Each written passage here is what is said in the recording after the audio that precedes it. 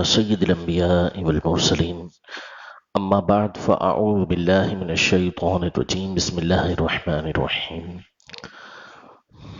الصلاة والسلام عليك يا رسول الله وعلى آلك وأصحابك يا حبیب اللہ۔ کسی کی نعمت کو کسی کے اوپر انعام ہوا ہو، اللہ نے اس کو کوئی منصب دیا ہے تو اس کے بارے میں یہ خواہش کرنا، یہ تمنا کرنا کہ اس کی یہ نعمت ضائع ہو جائے، اس کا یہ منصب جاتا رہے،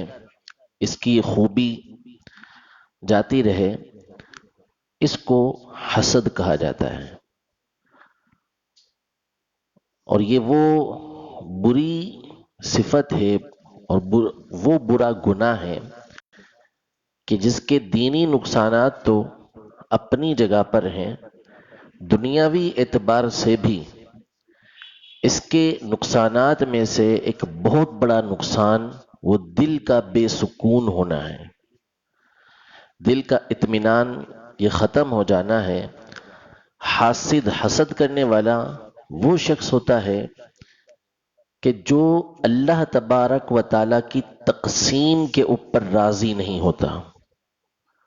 یعنی وہ اللہ تبارک و تعالیٰ نے جس کو جو دیا ہے اس پر وہ راضی نہیں ہے، گویا کہ وہ یہ مناسب نہیں سمجھتا کہ اللہ تبارک و تعالیٰ نے اس کو یہ کیوں دیا ہے۔ تو دل میں ایسے شخص کے اللہ تبارک و تعالیٰ کبھی اطمینان پیدا نہیں فرماتا۔ اللہ تبارک و تعالیٰ وما کان عطاء ربک محظورا،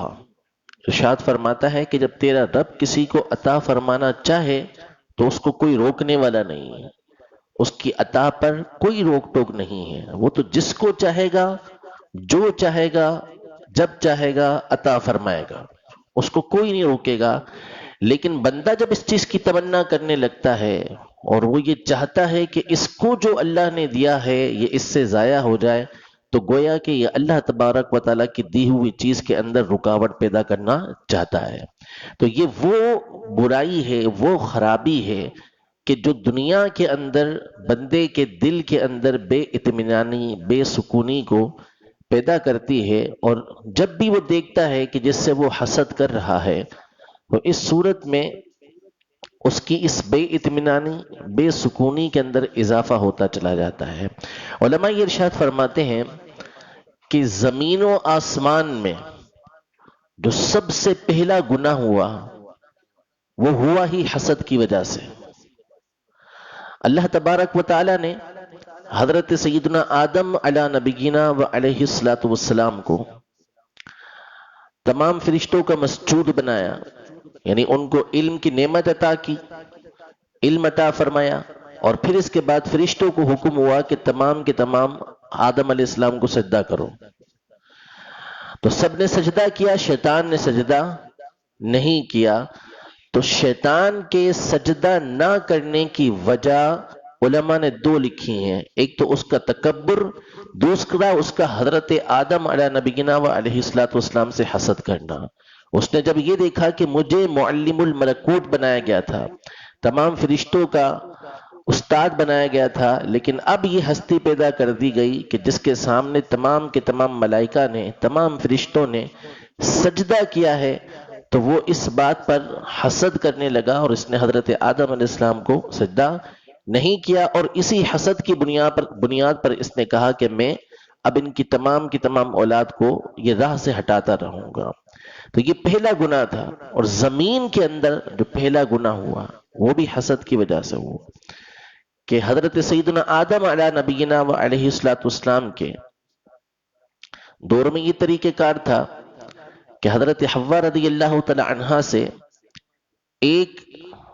بطن سے ایک وقت میں ایک لڑکا ایک لڑکی پیدا ہوتے،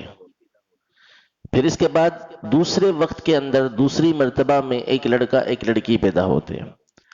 تو اس وقت اس بات کی اجازت تھی کہ دوسرے وقت کا جو لڑکا ہے وہ پہلے وقت والی لڑکی سے نکاح کرے گا، ظاہر اور تو اولاد تھی نہیں، تو اس زمانے میں یوں نکاح کی اجازت تھی کہ ایک بطن والا دوسرے بطن والے سے نکاح کرے گا۔ تو دو بیٹے حضرت آدم علیہ السلام کے مشہور ہوئے، وَاتْلُ عَلَيْهِمْ نَبَأَ ابْنَيْ آدَمَ بِالْحَقِّ، قرآن پاک میں ان کا تذکرہ کیا گیا کہ دو بیٹے پیدا ہوئے، قابل اور اس کے ساتھ اس کی بہن، پھر اس کے بعد دوسرے بطن سے حابل اور ان کی بہن۔ تو اب اصول کے مطابق جو چیز جائز تھی، نکاح کا جو جائز طریقہ تھا وہ یہ تھا کہ حابل کا نکاح یہ قابل کی بہن سے ہونا تھا، اور قابل کا نکاح یہ حابل کی بہن سے ہونا تھا۔ لیکن وہی حسد کہ جو حابل کے حصے میں خاتون آ رہی تھیں، قابل کی بہن وہ حابل کی بہن سے زیادہ خوبصورت و حسین تھی، تو اس نے اس کے دل کے اندر حسد پیدا کیا۔ اسی حسد کی وجہ سے اس نے حضرت آدم علیہ السلام بلکہ اللہ تبارک و تعالیٰ کا حکم ماننے سے انکار کیا، اور بالآخر اس قابل نے حابل کو قتل کر دیا۔ تو یہاں بھی جو پہلا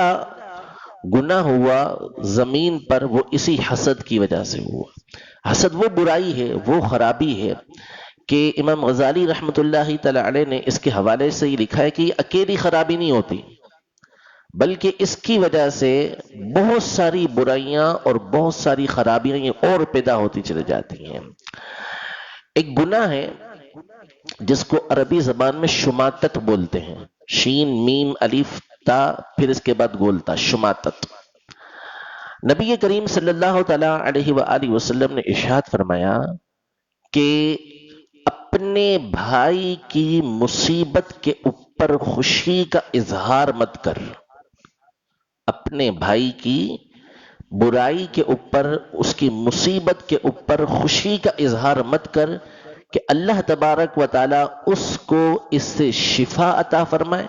اللہ تبارک و تعالی اس سے اس مصیبت کو دور فرمائے اور تجھے اس مصیبت کے اندر مبتلا کر دے۔ یعنی کسی کے اوپر مصیبت آئی، کسی کے اوپر پریشانی آئی، اور وہ کہ جس سے بندہ دشمنی رکھتا ہے، جس سے بندہ عداوت رکھتا ہے، جس سے بندہ حسد رکھتا ہے، تو جب اس کے اوپر کوئی برائی، کسی کو پریشانی آتی ہے تو اس کے دل کو راحت ملتی ہے، خوشی ملتی ہے کہ اچھا ہوا کہ یہ اس مصیبت کے اندر آیا، اس پریشانی کے اندر آیا۔ تو نبی کریم صلی اللہ علیہ وسلم نے فرمایا کہ ہو سکتا ہے کہ اللہ تعالیٰ اس کو تو اس مصیبت اور پریشانی سے نجات عطا فرمائے اور تجھے اس پریشانی کے اندر مبتلا فرما دے۔ یہ خرابی، یہ برائی،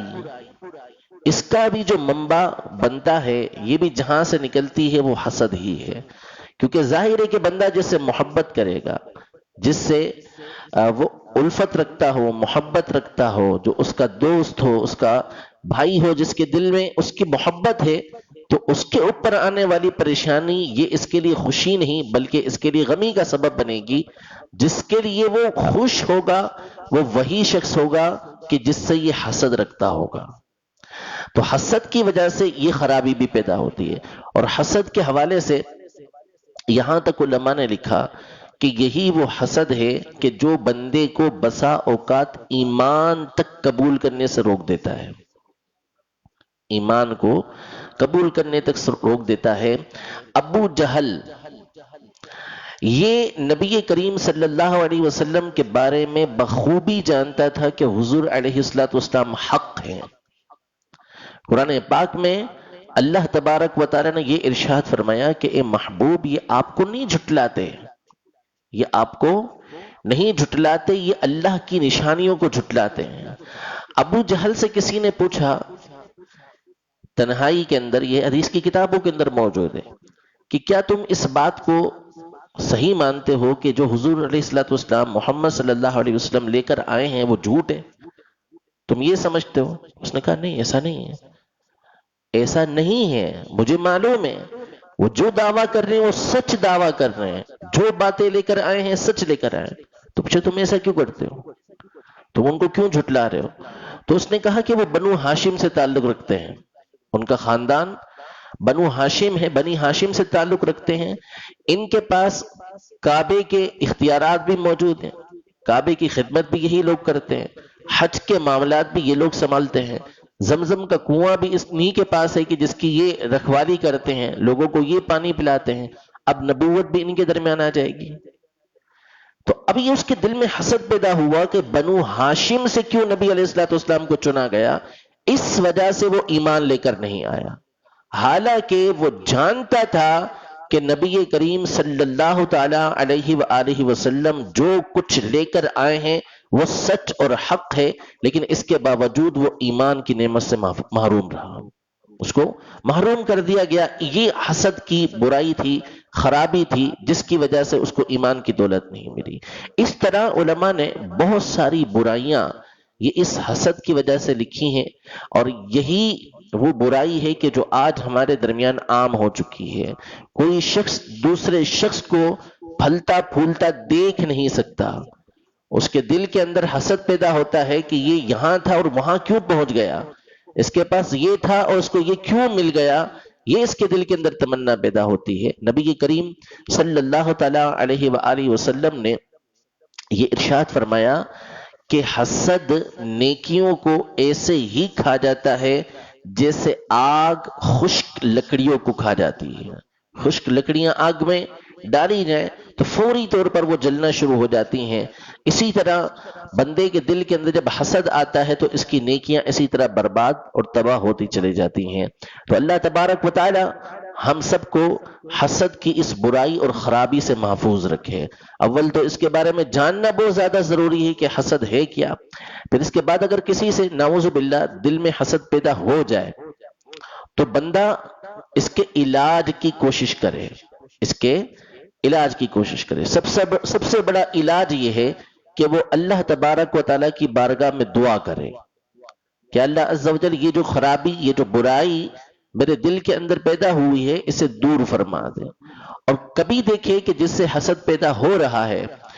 تو پھر کوشش کرے کہ اس کو کسی طریقے سے فائدہ پہنچائے، اس کو نفع پہنچائے۔ کوئی شخص سے اس کا مقام و مرتبہ بڑا ہے، لوگ اس کے پیچھے سے اس کی برائی کرتے ہیں، تو ایسے مقام پر اس کی برائی اس سے دور کرنے کی کوشش کریں، اس کا دفاع کرے، لوگوں کو اس کی اچھائیاں بتائیں، اس کی خوبیاں بتائیں، تو اس سے اس کی جو حسد کی برائی اور خرابی ہے وہ دور ہوتی چلی جائے گی۔ دوسرا یہ کہ جس کے بارے میں حسد کیا گیا، جس سے حسد کیا جا رہا ہے، اس کو محسود کہتے ہیں۔ اپنی نعمتیں جو اللہ نے کی ہیں کسی کے بارے میں بدگمانی نہیں کرنی چاہیے، کسی کے بارے میں برا خیال نہیں رکھنا چاہیے، لیکن اپنی ہر طرح کی نعمت لوگوں کے سامنے ظاہر بھی نہیں کرنی چاہیے۔ یہ ارشاد فرمایا کہ اللہ تبارک و تعالی اس بات کو پسند کرتا ہے کہ جو اللہ نے اس پر نعمتیں کی ہیں اس کا اثر اس کے اوپر نظر آئے۔ بندے پر نعمت ہوئی اللہ تعالیٰ کی تو اس کا اثر یہ لوگوں کے سامنے نظر آئے، لیکن یہ اثر ان لوگوں کے سامنے ہو کہ جن سے اس بات کا اندیشہ نہ ہو کہ یہ حسد کریں گے۔ اگر کسی کے بارے میں اندیشہ ہے کہ یہ نقصان پہنچائے گا تو پھر اپنی نعمتوں کو اس کے سامنے ظاہر نہ کیا جائے۔ اللہ تبارک و تعالی ہم سب کو حسد کی اس خرابی اور برائی سے محفوظ رکھے، اور ہمیں دوسروں سے حسد سے اور دوسروں کو ہم سے حسد سے محفوظ رکھے۔ آمین بجاہ النبی الامین صلی اللہ